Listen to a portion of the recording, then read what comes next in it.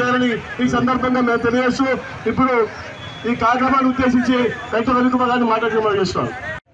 April 22న కాశ్మీర్లోని పహల్గామ్ పర్యాటక ప్రాంతంలో హిందూ పర్యాటకులపై ఉగ్రవాదులు దాడి చేయడం జరిగింది. ఈ దాడిలో తన భార్య ముందు భర్తను, పిల్లల ముందు తండ్రిని మతం పేరుతో కాల్చి ఈ ఉగ్రవాదులు మన మతోన్మాదాన్ని తయారు చేయడం జరిగింది.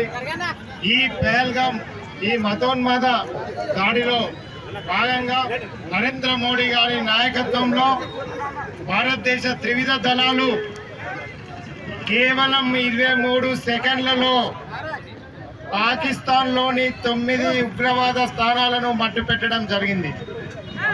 ఈ రోజు వరకు కూడా భారత ఆర్మీ ఎక్కడ కూడా యుద్ధం చేయలేదు.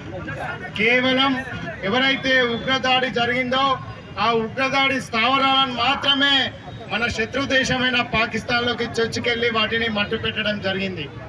దాని తర్వాత పాకిస్తాన్ టర్కీ పంపించిన డ్రోన్లతోని మనకు అటాక్ చేయాలని చూస్తే మనం దేశ రక్షణలో భాగంగా వాటిని మనం నిర్వీర్యం మన స్వదేశీ పరిజ్ఞానంతో మనకున్న సంపదతోని వాటిని నిర్వీర్యం చేయడం జరిగింది.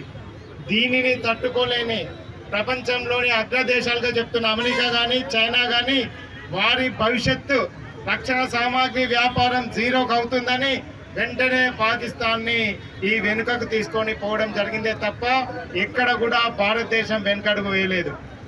ఈరోజు నరేంద్ర మోడీ గారి నాయకత్వంలో ఈరోజు భారత సైన్యం ప్రపంచానికే ఒక దిక్సూచిగా ఈ రక్షణ సామాగ్రిని చైనా అమెరికా కన్నా కొత్త సాంకేతిక పరిజ్ఞానంతో ముందుకెళ్తుంది.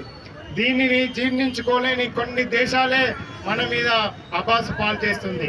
ఈరోజు చైనాలో రక్షణ సామాగ్రిని తయారు చేసే కంపెనీలు ఈ సింధూర్ ఆపరేషన్ తర్వాత వాటి షేర్ మార్కెట్ జీరో అయ్యే పరిస్థితికి ఉంది. అమెరికా కూడా భయపడిపోయింది. ఈ తరుణంలో నరేంద్ర మోడీ గారి నాయకత్వంలో భారతదేశ సార్వభౌమాధికారానికి ఎక్కడ కూడా చెల్లు ఆమోదించేంత కూడా మనకు హాని జరగలేదు.